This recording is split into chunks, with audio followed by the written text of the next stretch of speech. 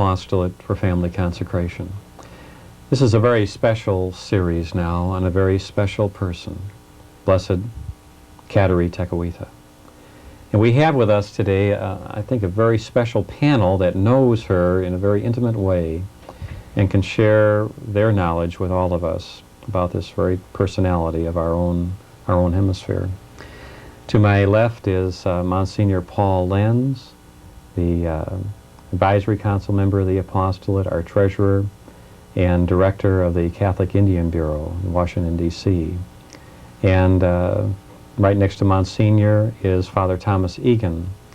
He's from St. Regis Church, and actually you're in Canada and New York, aren't you? Right on the reservation. Yes, sure. Right. And next to Father is Father Burchard, Henry Burchard, who is the vice postulator for the cause of Kateri Tekakwitha. And maybe going back around again, Father Burchard, maybe you could just share with us some of your background and your interest in Kateri. My background is not too complicated. Mm-hmm. I was born in Maine many centuries ago. You're a Jesuit. My father died, and I went back to Massachusetts where I did my grammar school. And I went to studied in Canada.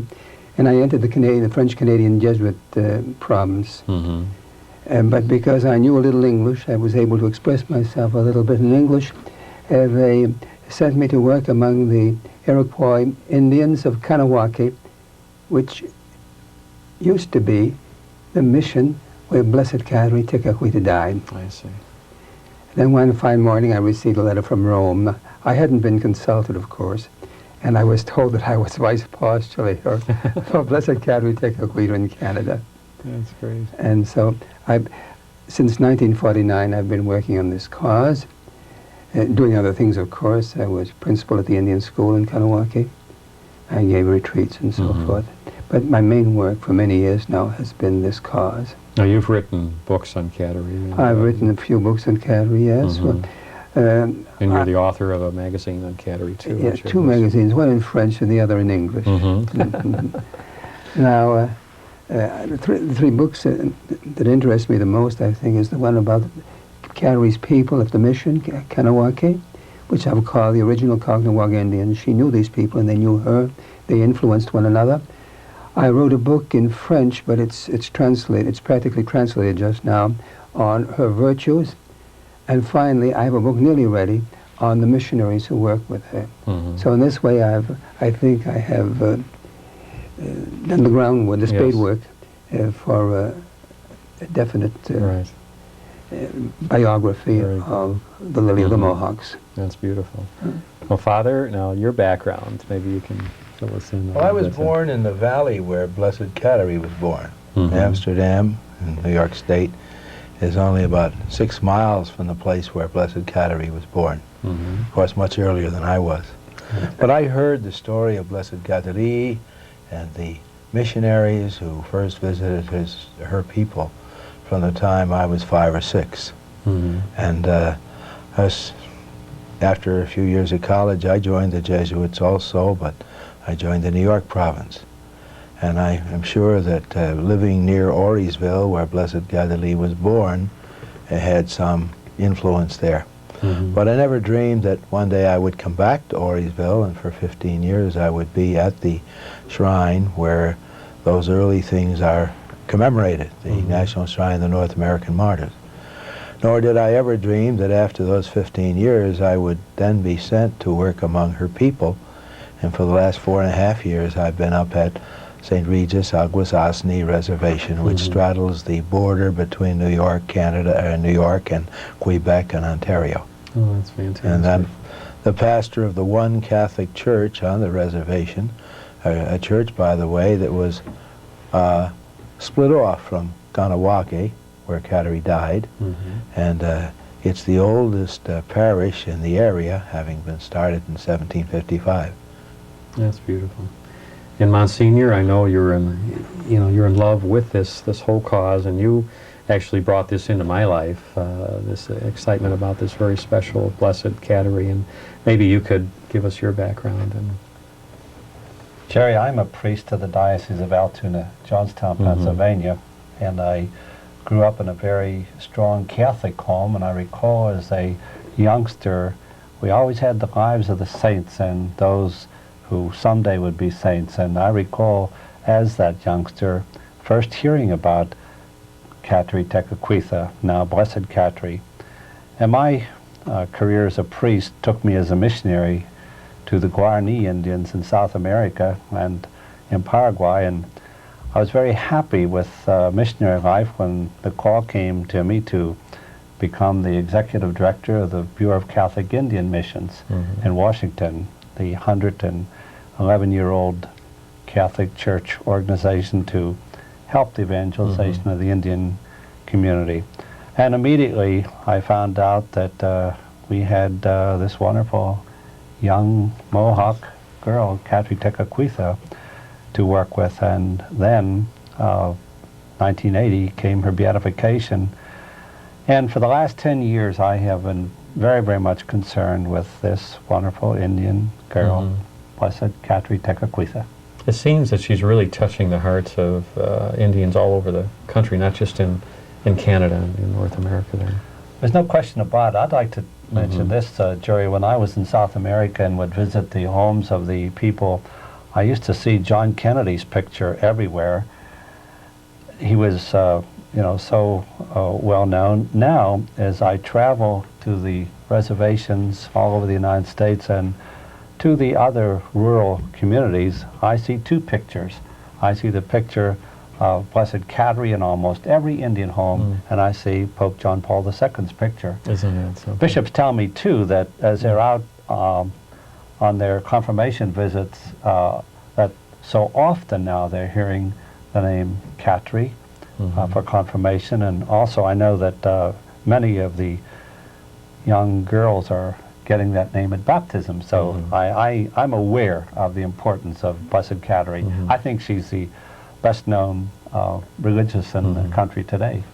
Now you mentioned the June 22nd, the beatification, maybe 1980, maybe you can elaborate on that. Well, the three of us were there, participants, Father Bichard, the Vice Postulator, and Father Egan and I. We were honored to be there in Rome at the Vatican with the Holy Father.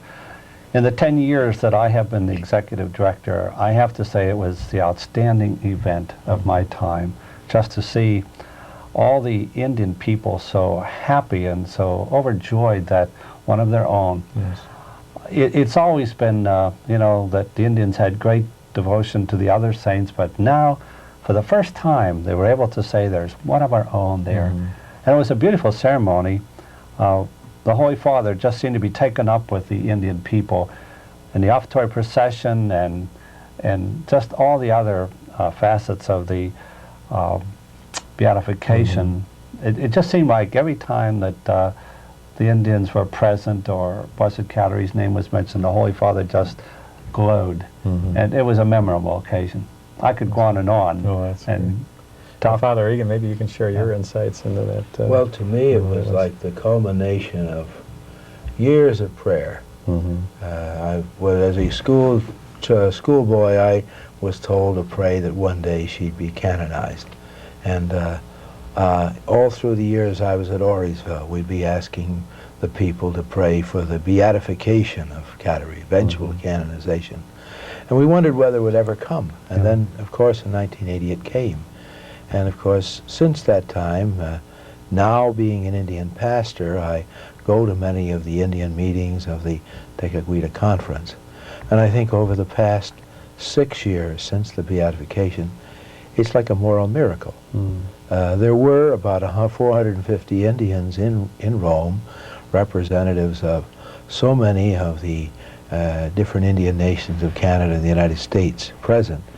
And I think for many of them it was like a revelation.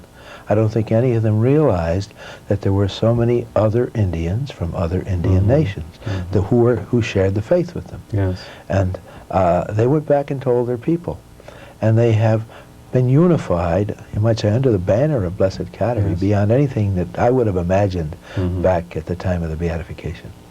Yeah, Father Bichard, it's interesting how Blessed Kateri and, like Monsignor said, Pope John Paul II are surfacing together here, and people are Oh, having a certainly. veneration. You know. It was an extraordinary day, one that I'll never forget. It was one of the highlights of my life. Of course, I had been working for it for a long time, but many other people haven't been working for it for a long time. And when I saw how happy our Indian people were, Yes. that was full compensation for anything, the little bit that I may have done Yes. to help this cause along. Mm-hmm. Incidentally, there is the Tekakwitha conference that you know about. Yes. And before the beatification, I've been told that there were only about 60 or 70 Indians that would come to the annual meeting. Mm-hmm. The last 2 years, there have been over 4,000 Is that right? representing, No, that's been Monsignor. as Monsignor said, about 125 different groups. Is that it, Monsignor? And this has helped the Indian people very much, I think. Monsignor is in perfect condition to know about this because he travels from one reservation, from one Indian group to the other. Yeah, because Monsignor, you really travel all over the... I do, Jerry. I tried to get around to every Indian reservation, and in the past 10 years, I think I've been to the majority of them. And again, I see this great devotion to Blessed Catherine. And Father Bouchard mentioned the miracle. I tried to alert the Vatican that I think the greatest miracle is the fact that these Indian people are taking to Blessed Catherine, coming together. You know, we have, for example, some of the tribes that just haven't been too friendly, like the Northern Cheyenne and the Crow. Now we have them coming to our Tekakwitha conference, praying together, enjoying one another socially, being together in the powwows and participating in workshops. And to me, to see 4,000 Indian representatives gathered because of this Indian maiden, now Blessed Catherine Tekakwitha, I think that's a major miracle. It certainly is a spiritual miracle. That's the greatest of all miracles. There's no doubt There were about it. over 50 of our people from St. Regis who went to Montana last summer. And last Sunday, as I got ready to come out here or to tape our session, one of the announcements we made was that Sunday afternoon there was going to be a meeting of the committee of the Tekakwitha conference. And there's a group of our people already planning. They know they've got to get their reservations in, and they want to be at this year's conference in Phoenix when the Holy Father will address them. Isn't that beautiful? Now maybe you could just give us a little overview of how long ago did she live and just who is Blessed Catherine? Well, Blessed Catherine was born about 331 years ago in the Mohawk Valley of New York State. Remember, the Mohawk River runs mostly eastward to the Hudson. It more or less breaks up the mountains, the Catskill Mountains to the south and the Adirondack Mountains to the north. And she was born, as far as we can tell, in the same village where St. Isaac Jogues and John Lalonde had died 10 years before. 10 years. Just 10 years after that. And there were undoubtedly people in the village who still remembered these early missionaries. Goupil, Rene Goupil had died there earlier. And there were certainly many of the Indians who had a respect for these men. And so there had been a little contact with Christianity. And this was the situation into which she was born. Pardon me, Father, didn't Pius XII say that she was born from the blood of the martyrs? Yes, I was just saying yes, that's perfect right. analogy there. And they, of course, they quoted Tertullian, the blood of the martyrs as the seed of Christians. Yes, right. And those were Jesuits, right? So, Yes, so yes. The Jesuits. They were at that time. At that time, brought it into. And then you mentioned she was a Mohawk then, and are the Mohawks and the Iroquois the same people, are they? We get that question a lot.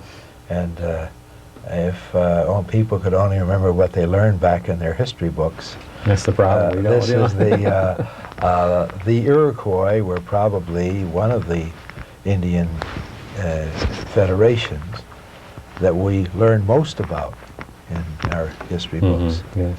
And it was, much of it was commendable, because they were very, very capable people. And they consisted of a group of 5 nations or tribes who lived in what is now New York State. Mhm. And these 5 tribes had the foresight to band together in a confederacy. Mhm. Sometime before Blessed Cattery's time, before the coming of the white man, possibly as early as the 1300s, certainly no later than the 1500s. And of course the Mohawks were the easternmost of the 5 tribes. They were the keepers of the eastern door. Mhm. Next to them was a small tribe, the Oneidas. And what do you mean eastern door? Well, if they were more or less spread out right Mhm. across New York State. And since the Mohawks were in the east, they more or less guarded the gateway I see. in the Mohawk Valley for anybody coming I see. from Mhm. the coast. And then next to them were the Oneidas. In the middle were the biggest of the 5 tribes, the Onondagas, and they were given the task of they were the keepers of the hearth. They kept the fire going, and it was at Onondaga that the 5 nations would meet. Next to them was another small tribe. Now, keepers of the hearth. Well, the fireplace, the Mhm, place where yeah. naturally the central point in every home. Mhm. And then next to them were the Cayugas, up around the Finger Lakes. And then finally, in the Genesee Valley, sort of below to the south of present-day Rochester, were the Senecas. Hmm. And the Senecas were given the task of keeping the western door. I see. So you had the Mohawks and the Senecas Mhm. on either end.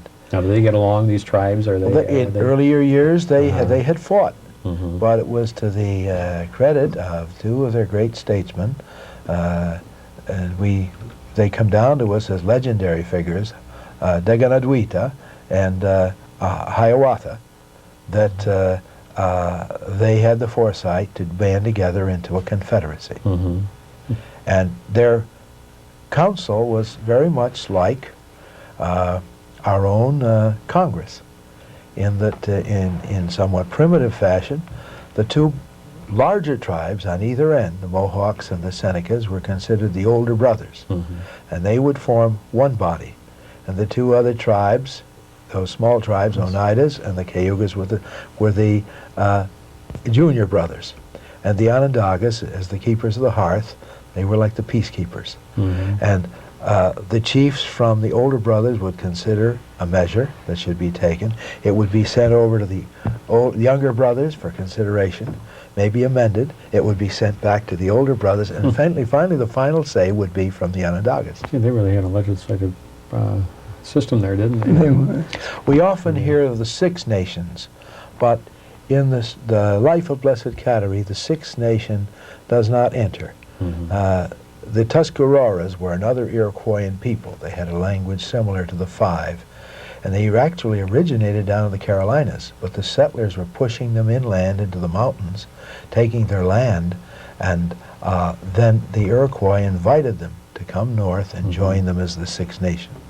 Now, you deal with the languages, and it always is fascinating about cultures with the different languages, and how complete is the language, the Indian language, and grammar, and Well, is it, the Mohawk and the Algonquian language, or let's say the Iroquoian and the Algonquian languages, mhm. all the people, all the Indian people who lived along the East Coast, and generally speaking in our northeast rather, and up into Canada, were part of either one of 2 big families, the Iroquoians, the Algonquians. Okay, so Their languages, the Algonquian language and the Iroquoian language, were quite different. I see. Very little similarity, hardly any words that would match up. It's amazing, isn't it? But on the other hand, see, there are similarities among all the Algonquian tribes mhm. and among the Iroquoian tribes. And this one thing could be said of both of these root languages. They were a highly developed language. Even Yeah, though that's they what I weren't was written, wondering, yeah. they were as complicated as Greek. That's what I've heard that so many times, and so you really do They had wonder if this is many nuances. It's amazing. We have a singular and a plural, like Greek. They have a singular and a dual and a plural. Mhm. So their language is actually more complex, Yes. more refined than Yes, ours. And, yes. And it always gets back to the story of Babylon, where God infused these different languages, because the I saw a study. There's some 5,000 different languages in the world, and they're they are very complete. But anyway, Father, maybe you could share just a little background on Kateri that you think people should know. As you know, her mother was an Algonquin from Trois-Rivières, that is 3 Rivers, which still exists today, of course. And there was a little Algonquin village next to Trois-Rivières, and these Algonquins were all Christians. And quite often they met some of the missionaries who were going out to work among the Hurons in what is today Ontario. And among these Hurons you had missionaries such as St. John de Brebeuf, St. Charles Garnier, and the other martyrs. They'd always stop at 3 Rivers because there was a Jesuit residence there in the Jesuit church. And Tekakwitha was born there. And not Tekakwitha, I mean her mother was born there. And about the age of 16 or 15, the Iroquois attacked the Algonquins there. They fought quite a while, but they could not take their town, not 3 Rivers. So they decided to ask for peace, and they went to Quebec, and they signed a peace with the Governor General of Canada at the time. And it's interesting to note that many of them came back to Trois-Rivières to spend the rest of the winter with their erstwhile enemies. They had become friends all of a sudden, see? And they went out for the winter hunt. And during the hunt, there was no game. And so the Iroquois said to the Christian hunters, listen, you pray to the great Manitou, and he may hear your prayer so that we can have some game. So the women who were accompanying the men said, yes, we'll pray. And they prayed, and the next day an elk was there. And they killed the elk, and there was food for everybody, and they were very happy about this. And it impressed the Iroquois very much, this successful prayer. Well, anyway, they returned to Trois-Rivières when the hunt was over, and there were quite a few marriages then between the Iroquois and the Algonquins. And this is how Tekakwitha's mother met her father, who was an Iroquois chief. Generally, most of the biographies of Tekakwitha tell us that she was made a captive, that her mother had been made a captive. Yes, that's what you hear.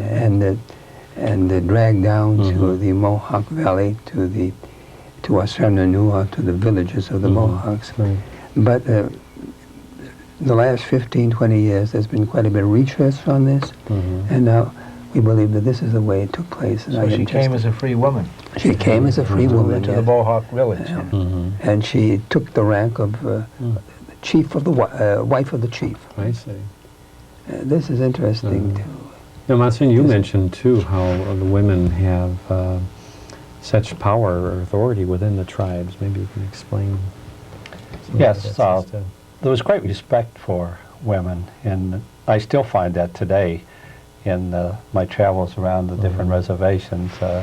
Tremendous respect, and in those days, these women, they had a say in what was taking place. I guess a little statement that I like so well is about Blessed Kateri being this famous, saintly woman.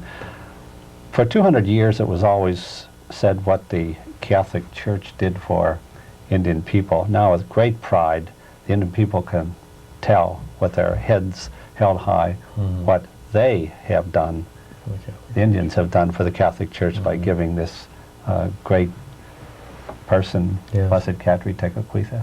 So it falls back that she today is held in the same kind of respect that women in the Indian tribes most always have been held. Isn't that beautiful?